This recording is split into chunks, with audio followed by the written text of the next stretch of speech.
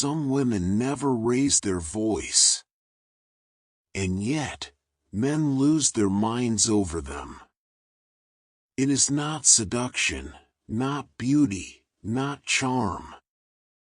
It is something far more dangerous. Unconscious habits that ignite a man's deepest shadows.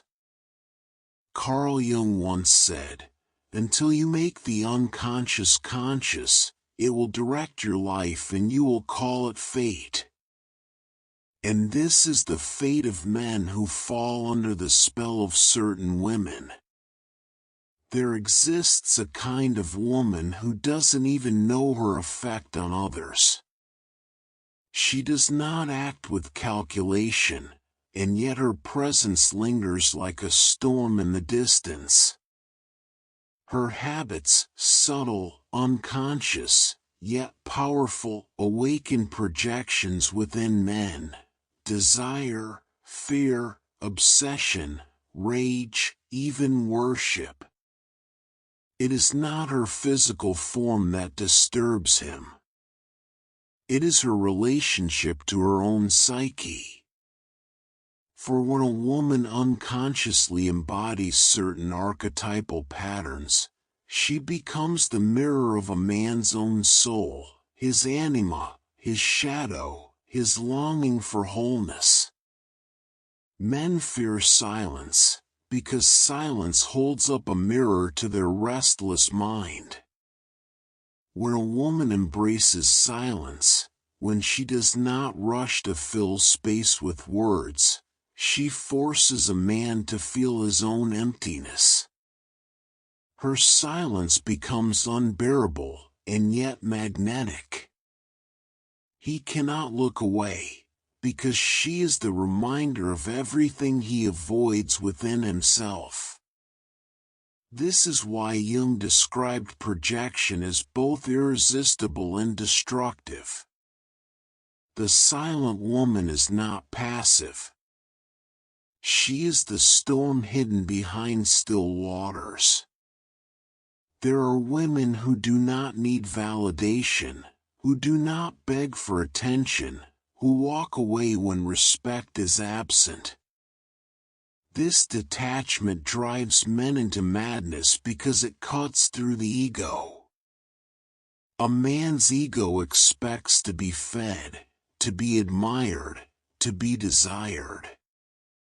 When she does not comply, he feels both rejected and obsessed.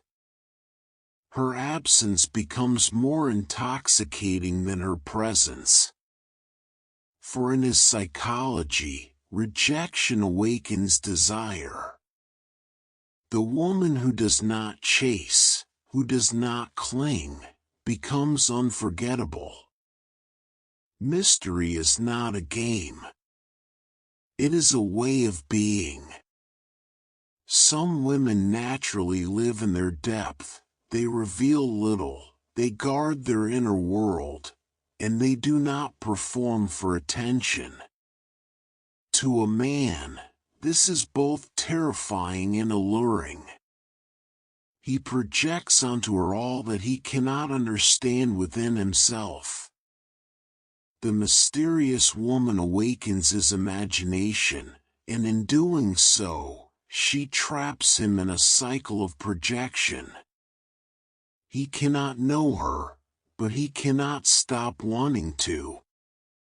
A woman who has embraced her shadow, her anger, her desire, her darkness, radiates a different energy. She is not nice. She is real. Men sense this unconsciously, and it terrifies them. Because she cannot be manipulated with guilt or shame. She already knows the parts of herself society told her to hide. And so, she is untouchable. Jung taught that the shadow, once integrated, becomes a source of power. This woman does not fight for control, she is in control. Neediness repels, sovereignty attracts. A woman who does not need a man, who moves through life with fullness, who knows her worth outside of validation, unhinges men. Because their unconscious desire is to be the center of her world. But she has her own center, and he cannot replace it.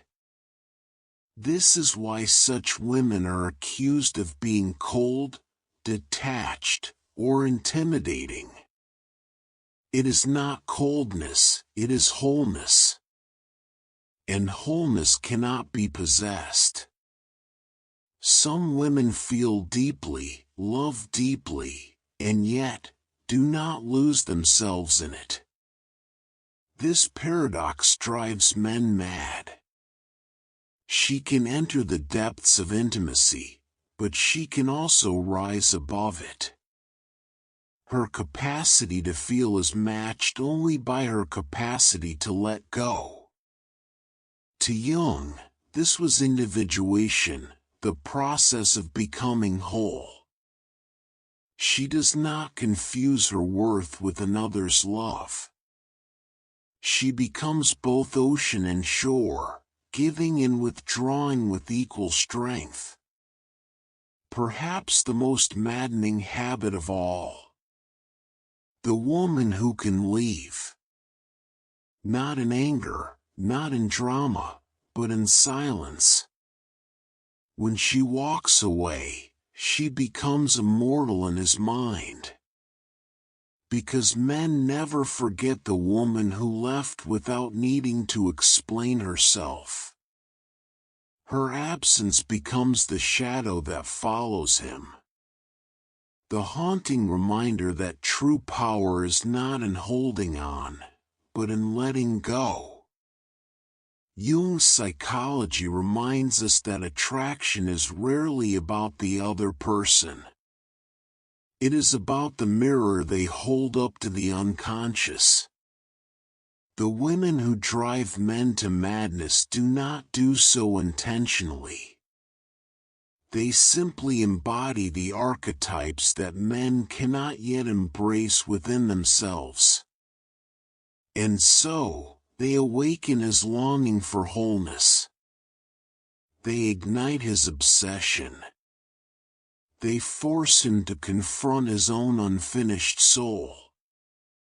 The woman who drives a man to madness is not dangerous because she seeks to be. She is dangerous because she does not need to be remembered. And for that reason, she always is.